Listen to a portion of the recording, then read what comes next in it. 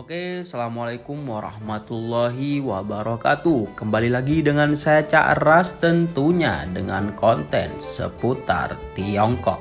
Kita kali ini akan membahas seputar teknologi atau transportasi yang lagi digadang-gadang oleh Cina. Oke, sebelum kita lanjut tentunya saya tidak lupa untuk mengingatkan like, comment, and subscribe untuk postingan saya kali ini.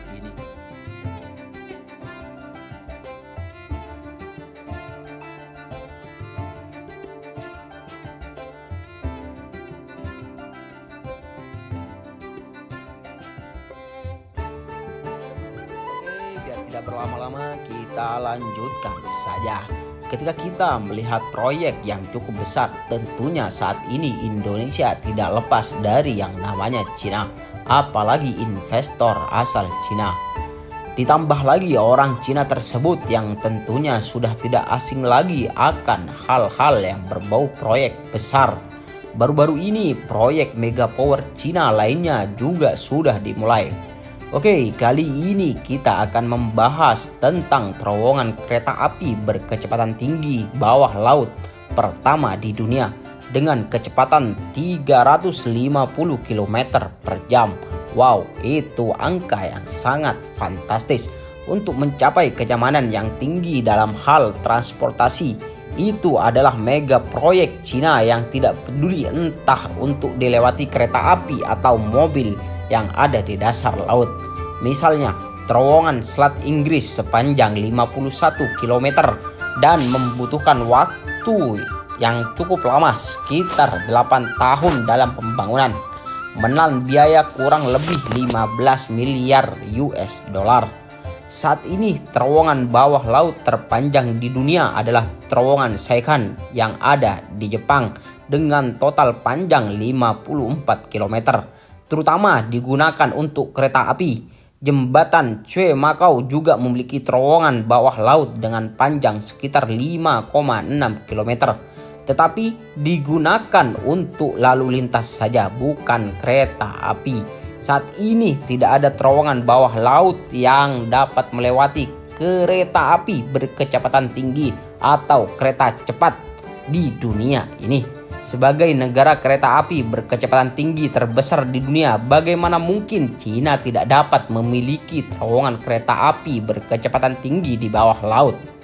Wow, pada bulan Agustus tentunya tahun 2020, rel kereta api Shansan sampai Shantou pertama di dunia dengan kecepatan desain 350 km per jam.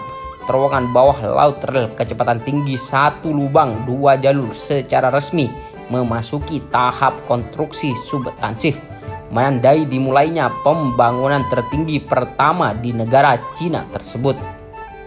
Sebenarnya seberapa sulitkah pembangunan terowongan bawah laut tersebut?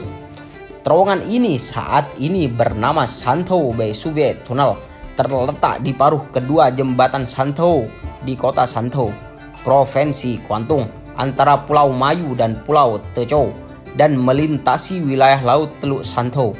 Panjang terowongan adalah kurang lebih 978 meter, meskipun hanya sekitar 10 km dari jalan. Tetapi menurut survei, daerah ini adalah daerah gempa berintensitas tinggi dan melewati zona rekahan padat selama konstruksi.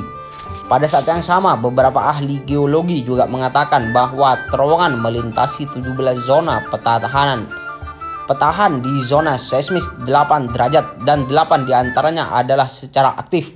Kompleksitas geologis adalah yang paling rumit di terowongan bawah laut domestik dan internasional. Diperlukan juga untuk mengatasi kesulitan formasi geologi yang berbeda di terowongan bawah laut. Pertama, menggembor lapisan lanau dari lapisan tanah lunak, kemudian lapisan batuan lapuk, dan terakhir ke lapisan bawah granit yang sangat keras. Proses penggalian dapat digambarkan sebagai pemotongan lapis pertama dan kemudian pengeboran besi yang lunak dan keras. Pada saat yang sama, itu adalah terowongan bawah laut. Salah satu masalah yang harus diatasi adalah tekanan air yang cukup tinggi. Menurut data pemantauan terbaru, terowongan bawah laut Teluk Shantou saat ini memiliki tekanan kurang lebih air maksimum 0,97 MPa Jika air laut dapat membentuk kolam air 97 meter di bawah tekanan yang begitu kuat, itu akan menyebabkan air laut mengikis peralatan teknik yang tidak dilakukan lagi, akan membawa tantangan besar bagi pembangunan terowongan bawah laut tersebut. Tetapi tidak peduli seberapa sulitnya, yang paling menarik adalah pesta konstruksi terowongan bawah laut tersebut. Dan itulah Cina, karena lokasinya yang khusus dan lingkungan bawah tanah yang kompleks. Untuk mengelalui terowongan ini, para insinyur Tiongkok telah menggunakan hampir semua metode terowongan arus utama saat ini, termasuk 3 teknologi seperti metode open cut, metode perisai, dan metode penambangan. Mengapa mengambil metode yang berbeda sesuai dengan medan yang berbeda? Yang pertama adalah metode open cut yang terutama digunakan untuk penggalian bagian pintu masuk terowongan Teluk Santou. Pertama-tama perlu menggali jalan keluar dari tanah, kemudian menggali struktur pendukung terowongan ke bawah, dan kemudian memasuki tanah kembali. Ketika sudah selesai, dilanjut dengan metode perisai. Metode perisai dapat menggunakan mesin perisai untuk menyelesaikan masalah granit keras di terowongan Teluk Santou. Mesin pelindung mirip dengan bor listrik besar. Metode operasi khusus adalah menggali saluran di dasar laut dan juga dapat mengangkut kelebihan tanah keluar. Operasi sepenuhnya dengan tenaga ahli, namun efisiensi metode ini dalam penggalian proses sangat terbatas dan kemajuan proyek juga sangat lambat, sehingga mesin pelindung tidak dapat digunakan untuk semuanya. Yang terakhir adalah metode penambangan. Metode ini umumnya digunakan untuk penggalian lapisan batuan. Bagian tersulit dari keseluruhan galian terowongan adalah area geologi lapisan batuan yang paling kompleks. Sebelum menggunakan metode penambangan, pekerjaan galian perlu dilakukan terurai, dan pada saat yang sama perlu menggali pada saat yang sama. Terowongan didukung untuk mencegah runtuh. Setelah